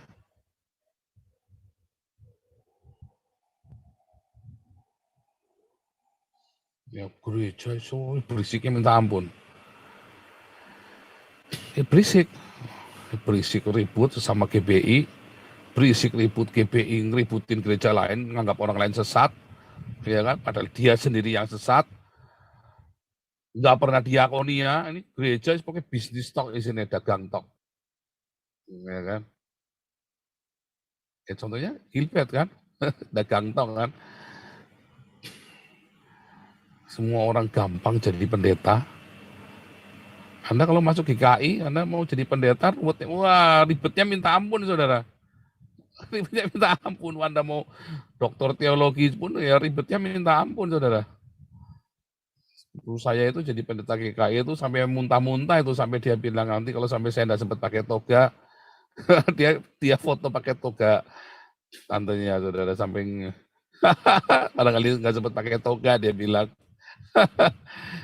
Dia sendiri pesimis bisa jadi pendeta apa enggak. Karena ribetnya minta ampun memang jadi pendeta GKI, saya dengar tuh ya. Saya sih nggak tahu ya, saya bukan jemaat GKI, tapi saya dengar memang ribetnya minta ampun. Ya memang harusnya nggak semudah itu jadi pendeta. Saya belum pernah dengar pendeta GKI murtad jadi Islam ya, belum pernah dengar saya. Belum pernah dengar, mereka sudah dipersiapkan. Oh jadi ateis banyak, tapi kalau jadi Islam saya belum pernah dengar. Kalau jadi ateis banyak. Karena teologinya kan mereka cenderung liberal kan, mengadopsi banyak teologi liberal dan teologi oikumene, ya kan, yang humanisme.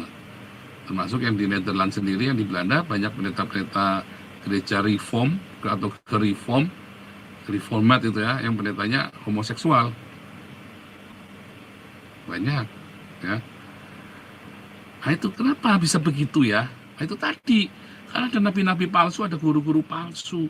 Mereka memasukkan pengajaran-pengajaran sesat. Ya, kenapa mereka palsu? Ya, mereka pengajaran penasar. Mereka menyangkal, murtad. Mereka sebenarnya sudah nggak punya iman, saudara. Apa benar sih Yesus itu Tuhan? Apa benar ada cerita yang namanya Yesus? Apakah benar ada kuasa dan segala macam? Mereka sendiri sudah nggak. Kalau ditanya kenapa kamu jadi pendeta? Ya, jadi pendeta karena ritual. Ya. Kenapa, saudara? Itu kan hasilnya pengajaran yang sesat. Tapi asalnya mengapa? Karena ayat 2. Karena mereka hidup mengikuti cara hidup mereka yang dikuasai hawa nafsu, saudara. Itu intinya hawa nafsu. Mereka tidak menguasai hawa nafsunya. Galatia 5 ayat 16. Orang-orang ini tidak hidup oleh roh. Nah itu Yudi Mulyar kan sudah bahasa roh. Baik lagi kan. Marudusi Buddha itu kan bahasa roh, itu fasih itu bahasa roh itu. Bukan itu. Karena GPI mikirnya bahasa roh itu yang kayak gitu, yang namanya hidup penuh Roh Kudus itu yang yuk kita berbahasa roh 5 jam sehari. Nah karena otaknya orang GPI kan begitu. Karena diajarnya kan di gereja begitu kan. Kalau tandanya orang penuh Roh Kudus adalah berbahasa roh. Ngawur. Blunder. Saya nggak bilang sesat. Ya ngawur. Belum sesat. Tapi akibatnya jadi sesat. Nyatanya pendeta-pendeta ini sambil berbahasa roh, sambil olahlah bebek. Ya kan? Percaya nggak Yudi Mulyana itu sambil bahasa roh, sambil olahlah bebek itu? Oh dia ngaku sama saya, dia cerita ya. Karena marah dia. Dan dia cerita, saya pahit Pak. Tidak ada yang bela saya, sama sinode saya digencat Pak. Saya cerita kebenaran malah digencat. Intrik politik. Itulah sinode ini memang penuh dengan intrik politik ya. Dari dulu tuh memang udah ada kelihatan ya blok-blokannya. Ini grupnya Niko, ini grupnya, sampai akhirnya Tiberias keluar kan. Sampai akhirnya grupnya Sungai Yordan keluar. Semana lagi ya. Pada keluar kan, grupnya Erastus keluar akhirnya. Karena memang ada intrik-intrik di sana di dalam. Gereja sini intrik tok yang mumet, saudara. Gereja mumet sebagai ruwet. Rumah Tuhan di sini intrik-intrikan, nah itu tadi ya, jahat. Karena mereka karena orang-orang ini penuh dengan hawa nafsu. Nah, Anda adalah korban-korban dari pendeta-pendeta yang penuh hawa nafsu ini. Makanya dibilang oleh karena mereka ini jalan kebenaran dihujat. Makanya orang-orang kayak kalian kan dihujat, dibully kan.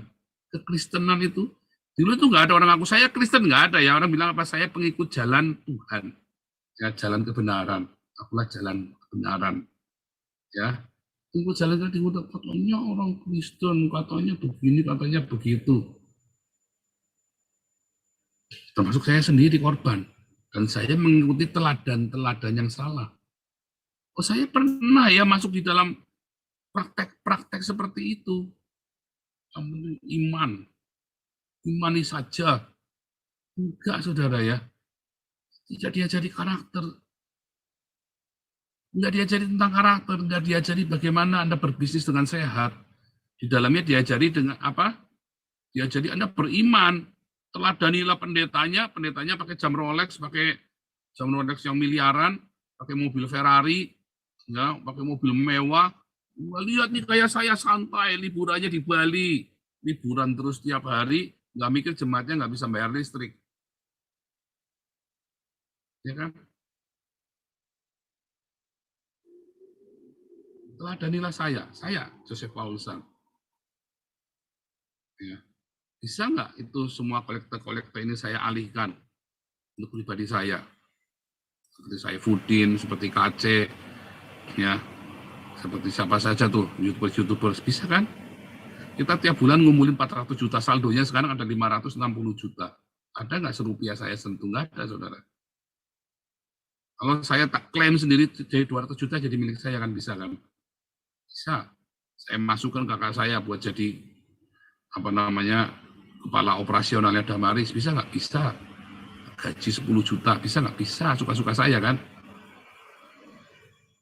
Saya manipulasi seperti itu, bisa. Takut nggak? Enggak. Emang gua pikirin orang ngomong apa? Saya nggak urusan orang ngomong apa, saya urusannya adalah saya punya tanggung jawab kepada Tuhan untuk apa yang sudah Tuhan percayakan sama saya, supaya saya bisa menjadi berkat. Kalau mau ngikutin hawa nafsu, ya semua bisa begitu. Nah, itulah sebabnya, ini pesan ya buat para gembala-gembala. Saya mau kasih tahu Anda ya, bagaimana, ayat 3, ya, karena serakahnya guru-guru palsu itu, berusaha mencari untung dari kamu, dengan cerita-cerita isapan jempol itu, dengan setan-setan tuyulnya Tony Daud itu loh. Ya, kuntilanak tuyul, ada roh ini, saking serakahnya, supaya Anda itu takut, lalu Anda ngasih duit sama pendoa syafaatnya, sama pendetanya. Pendoa syafaat itu menjadi profesi ya sekarang ya di gereja ya. Pendoa syafaat aja dikit-dikit saya melihat, wah itu gini, nanti dipanggil nanti gimana, nanti kan kita nggak enak kan manggil, masa nggak ngasih duit. Lama-lama jadi profesi buat medin-medinin kamu. Pendoa syafaat ini adalah profesi baru di dalam gereja, profesi ya, bukan profetik, profesi, pekerjaan. Kalau profetik kan nubuatan, nah ini profesi baru. Bukan nubuatan baru, profesi, karir. Lucu kan? Harusnya para orang-orang ini berprofesi, ya, tapi akhirnya menjadi profesi, bukan profesi, saudara. Lucu, aneh. Harusnya ini adalah sebuah profesi, sebuah nubuatan. Tapi ada jadi profesi, buat cari duit, buat meden-medenin Anda. Wah, taruh itu, Anda kasih duit, manggil. Ini panggil Ghostbuster, lalu dia semprot sana, semprot sini, saudara. Pakai minyak urapan. Ini kamu cari duit kan. Apalagi kebetulan dia indigo. Wah, dia indigonya dia belum lahir baru, terus dia pakai nama Yesus, saudara. Saya melihat, aduh ini begini, oh bisa pas. Kan dia indigo. Lalu tinggal disematkan nama Yesus. Wah, ini nabi yang diurapi oleh Tuhan. Ditanya ayat-ayat, nggak ada yang ngerti. Oh, mungkin Tuhan mau kasih saya langsung, bohong. Nggak bisa. Tuhan kalau ngomong pasti ada ayatnya. Oh, dia dicari-cari kemudian ayatnya. Wah, pas. Ini maksudnya ini dipaksa, diperkosa ayatnya, saudara. Dipenteng, diperkosa, digagahi. Roh jahat, tuyul jin, kuntilanak, sebenarnya saya ajari ya. Apa genderuwo, tuyul jin, kuntilanak, 2 minggu yang lalu sudah saya ajari Anda. Ya, terserah mau percaya apa enggak, terserah. Anda coba, saya udah ngalamin. Ya, saya udah kasih tahu ya. Saya pernah kejar-kejar yang namanya pocong, genderuwo, kuntilanak. Ya, ternyata itu apa sih? Setelah hidup saya beres, itu hilang semua. Nggak pernah kasih lihat-lihat itu. Lihatnya malaikat. Kenapa saya lihatnya malaikat? Karena saya hidupnya di dalam damai sejahtera Tuhan. Setiap waktu saya masuk Eropa ya, tiap hari saya lihatnya malaikat. Coba bayangin. Waktu saya masuk Eropa itu ya, tidak satu pun setan yang saya lihat, saudara. Bahkan saya tinggal di hutan sendirian, waktu saya di Bremen itu saya tinggalnya di hutan, saudara. Di sebuah resort, itu memang resort hutan untuk namanya camping area. Ya, itu camping area. Itu sebuah resort, saya tinggal di situ, saya dikasih rumah di situ sendirian. Saya disuruh nungguin jadi penunggu resort itu. Jadi saya ini jadi penunggu resortnya di situ. Saya juga jadi tukang kebunnya di situ. Ya. Nah, itu bekas campnya Nazi ya, bekas campnya Nazi. Nggak pernah lihat setan-setan begitu saya. Berapa bulan saya di situ ya tinggal. Lama loh. Hampir setahun loh saya tinggal di situ. Ya, karena saya kan bolak-balik Erfurt Bremen kan. Saya bolak-balik itu. Seminggu di Erfurt, nanti seminggu di Bremen, seminggu di Erfurt, atau 2 hari di Erfurt, saya balik lagi ke Bremen lagi. Karena saya ada pelayanan di Erfurt, dan saya juga ada pelayanan di Bremen. Ada masalah, nggak pernah ngeliat arwah-arwahnya, tapi saya banyak melihat malaikat. Serius ya. Tiba-tiba saya ada sahabat saya, malaikat. Kirim malaikat, Herman Pocher. Kirim malaikat Tati Junari. Kirim malaikat lagi, Horst. Kirim malaikat lagi. Ya kan, Frank Schindler. Saya banyak melihat malaikat dikirim sama Tuhan. Malaikat-malaikat ini buat nolong saya coba. Kirim lagi Birgit. Kirim lagi saya malaikat yang namanya Waldemar. Kirim lagi malaikat yang namanya Iman Wahyu. Saya banyak lihat malaikat, saudara. Kenapa sih nggak ngeliat setan ya? Dikirim lagi Pak Amos ya. Oh, pertama kali saya dikirim malaikat itu Amos Jayaratnam. Wah, saya itu lagi nyaris. Waktu itu asilum saya mau ditolak. Nyaris. Waktu itu sudah menjadi, ini ya, nyaris ditolak waktu itu. Karena waktu itu saya salah prosedur segala macam. Terus, itu bulan kedua, kalau nggak salah, bulan pertama apa ya? Bulan pertama saya di Eropa. Kemudian saya ketemu sama Pastor Amos ini ya. Amos ini bernubuat, dia bilang sama saya, panjang lebar, intinya 3 bulan ini, kalau kamu lewat 3 bulan ini, berarti kamu tidak pulang. Kamu 3 bulan ini, kamu doa puasa, kamu minta sama Tuhan. Ini profesi, ya, nubuatan. Karena ada orang yang ingin mengusir kamu dari sini. Musuh dalam selimut, dia bilang. Begitu selesai 3 bulannya, selesai aman sampai hari ini, saudara. Tuhan kirimkan malaikat selama 3 bulan pertama itu, saya puasa anak di Indonesia, saya di sini. Kita doa, saudara. Tuhan kirim malaikat. Nah, ini saudara pesannya. Hawa nafsu itu. Kenapa Anda dipenuhi dengan hawa nafsu? Karena Anda nggak punya rema. Lihat ya. Saya ingatkan Anda, saya masuk ke Eropa, saya berangkat ke Eropa hanya dengan 1 tiket. Uangnya dari mana? Nah, ini saksi, banyak saksinya ya. Bambang Irwanto itu ya, itu temennya Ibu Novita Poli. Ternyata saya kenal sama Ibu Novita Poli sudah 2017. Saya kenal Ibu Novita Poli itu dari 2017 ya. Ibu Novita Poli bendaharanya Galarua itu loh. Sekretarisnya Galarua ya. Novita Poli. Nah, sudah tahu, saya pertama kali berangkat, saya dari rumah saya kembalikan itu mobil, ya, kan itu bukan mobil saya, mobilnya orang, ya kan, saya kan dipinjemin mobil. Terus saya nggak punya uang. Terus ada orang kasih $100, itu Pak Bambang Irwanto. Saya punya duit, karena saya punya uang, saya kasihkan ke istri saya semua. Kalau mau tak tinggalkan, saya harus ninggalin duit kan. Tahu nggak yang tak kasihkan istri saya berapa? 1.700.000, saudara. Cuma 1.700.000 itu tak kasihkan buat itu terserah. Nah, istri saya tiba-tiba itu, kemarin kan saya kesaksian waktu bangun pagi kan. Tiba-tiba waktu apa ya, ngeles-ngelesin. Dia kasih, itu les-lesan paling mahal kali itu di Indonesia itu. Ya, tapi istri saya memang kalau ngajar bahasa Inggris, siswanya cepat pinter ya. Ya kalau ngajar dari dulu, kalau ngajar anak-anak yang diajar itu selalu pinter ya, selalu cepat pinter ya.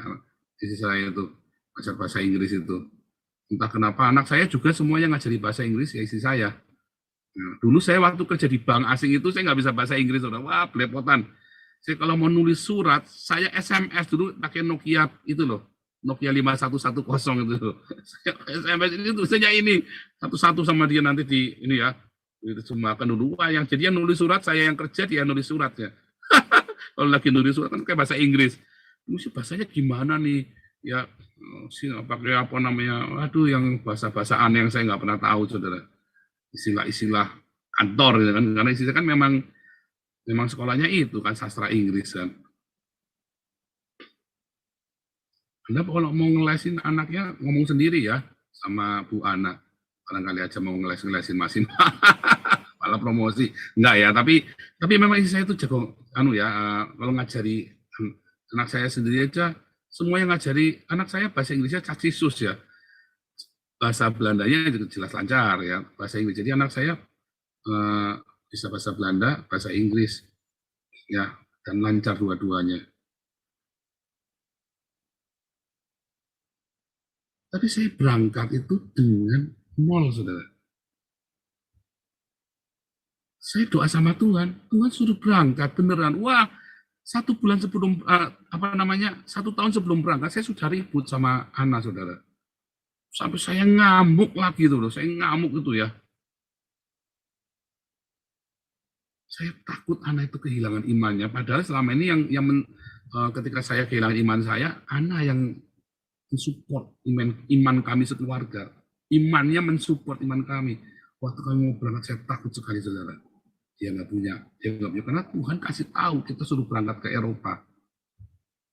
Aduh, bingung sampai kayak orang stres gitu loh. Mau berangkat ke Eropa itu. Saya ngamuk, saudara. Emang duitnya dari mana? Memang kalau kita sih sudah ke Hong Kong, sudah ke Makau. Oh enggak, waktu itu belum ya. Waktu itu belum. Belum ke Hong Kong, belum ke Makau. Belum. Kita belum ke Thailand segala macam. Ya, saya masih jadi penulis buku, saudara. Layanan kita memuridkan orang-orang Islam di rumah. Nah, kemudian Tuhan suruh kami berangkat. Bingung kan suruh berangkat? Duitnya dari mana? Saya memuridkan orang Islam aja duitnya dari mana, saudara? Kepikir nggak itu? Nggak kepikir. Kemudian saya nulis buku, saudara. Karena kan saya full time. Ya kan? Saya full time. Bagaimana kita cara survive-nya? Apakah sponsor? Enggak, saudara. Saya nggak ada kenal orang-orang. Saya nggak kenal orang. Saya jalan sendiri. Saya sudah keluar dari gereja. Kalau saya sudah mengundurkan diri dari kependetaan saya. Nah ini, saudara. Karena hati saya nggak serakah. Saya sudah melewati masa serakah itu. Nah, karena orang-orang hati yang serakah ini, akhirnya saya hancur. Nah, orang-orang seperti Marudut Siburian, seperti Agustan, ini orang-orang serakah. Dia tidak tahu bagaimana hidup dengan iman, supaya Tuhan cukupi kehidupan dia. Saya nggak pernah minta satupun ya. Ada nggak orang yang saya kenal, yang saya mintain duit buat support pelayanan saya?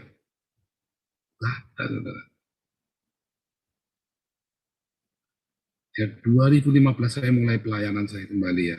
Itu benar-benar kita nggak pernah minta siapapun, nggak pernah cerita sama siapapun. Nggak pernah kasih rekening pamer-pamerin, nggak pernah, saudara. Saya jualan buku, orang tertarik, saya kasih nomor rekeningnya, dia beli. Nah, tapi ini yang menarik. Ketika dia bayar bukunya 40.000, dia kirimnya 500.000, kirimnya 1 juta. Tetapi saya nggak pernah minta. Saya bilang, karena dia kirimnya 1 juta, ya saya kirim 20 buku, saudara. 20 buku, dia bingung, Bang, ini kasih ke siapa 20 buku? Lah iya, saya bilang, kamu kirimnya 1 juta, ya tak kirimnya 20 bukunya. Ini bagi-bagi saja, terserah. Bagi-bagi sama dia. Kirim lagi, uang lagi. Lah, bingung kan? Malah dikirim lagi. Itu, saudara, karena tulus. Hatimu tuh harus sincere, aletheia. Itu kunci awal ya. Makanya di dalam Yohanes 1 itu, pertama kali Yesus melayani, ya, dia tunjuk ada yang namanya Natanael, inilah orang Israel sejati, tidak ada kepalsuan. Ini penting sih, aletheia itu. Ketika kamu mulai melangkah dan kamu takut, saya juga takut, istri saya juga takut. Kamu benar-benar nggak mau kerja lagi, itu kita benar-benar nggak lepas, Tuhan sudah lepas. Dan memang setelah kita lepas, mujizat terjadi ya. Nah, tetapi bagaimana caranya, saudara? Ya, saya kan nggak bisa nulis buku kayak Papa. Oh enggak, saya nulis buku ini hanya Loh, nulis buku ini Anda mau nulis berapa banyak? Ya, mau laku seberapa, saudara? Saya ini bukan penulis. Saya kalau bikin skripsi, saudara S1 saya, ya IPK saya itu bagus ya. Skripsi saya dapat A, saudara. Tahu nggak berapa halaman skripsi saya? 30 halaman. Skripsi saya cuma 30 halaman. Saudara tahu tesis saya berapa halaman? Tesis saya itu cuma 180 halaman. Itu karena saya kasih ininya, yang referensi saja sudah 20 halaman sendiri. Artinya tesis saya itu cuma 110 halaman, saudara. Tipis banget, saudara. Ya, tesis saya itu tipis banget.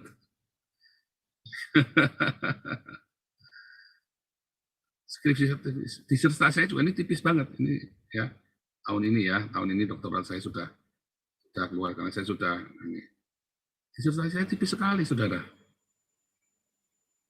Nah, ya, ini doakan ya semua ya supaya jangan ada perubahan lagi ya. Jadi Agustus ini saya dapat doktoral saya, kemudian saya lanjutkan lagi di Haifa, pindah ke Haifa. Saya ngambil lagi Israel kuno, tradisi Israel kuno, budaya Israel kuno, ancient Israel. Jadi ambilnya humaniora ya, saya ambilnya humaniora di Israel saya ngambil. Nah, dari mana saudara saya bisa membangun di 2015 ini? Ketulusan hati dan Tuhan kasih rema. Makanya ini pesan buat Marudut Siburian dan pendeta manapun yang sedang kekurangan uang Anda saat ini lagi pelayanan. Anda harus punya hati yang aletheia dulu. Kalau sampai Tuhan nggak kasih duit, berarti Anda kudu puasa. Ya. Loh, saya ngalamin deg-degan. Sampai kita besok mau makan apa aja, kita nggak ada duitnya. Malam ini kita nggak pegang duitnya. Besok mau makan aja, beras nggak ada, semua nggak ada, saudara. Kita melewati. Tapi kemudian anak saya tak ajarin. Kamu teriak Jehovah Jireh. Makanya 2 tahun. Doa kami apa? Jehovah Jireh. Bukan Yahweh, Jehovah Jireh. Yang benar tuh Jehovah ya. Jehovah Jireh. Anak saya suruh doa. Dua-duanya. Mereka ngalami yang namanya Jehovah Jireh, pemeliharaan Tuhan. Sandang, pangan, papan. Kita ngalamin. Anda kalau nggak alertnya nggak bisa. Anda bahkan yang bisnis pun, Anda bisa minta. Tapi Anda harus alertnya sama Tuhan, tulus. Jangan karena keserakahan, jangan lakukan bisnismu karena keserakahan. Lakukan bisnismu karena kamu harus makan. Harus punya pakaian, sandang, pangan, papan. Selebihnya, ya berkat Tuhan yang menjadikan kaya, susah payah tidak menambahinya, tidak akan ada kesusahan di dalamnya. Nanti kapan-kapan kita akan ini lagi ya.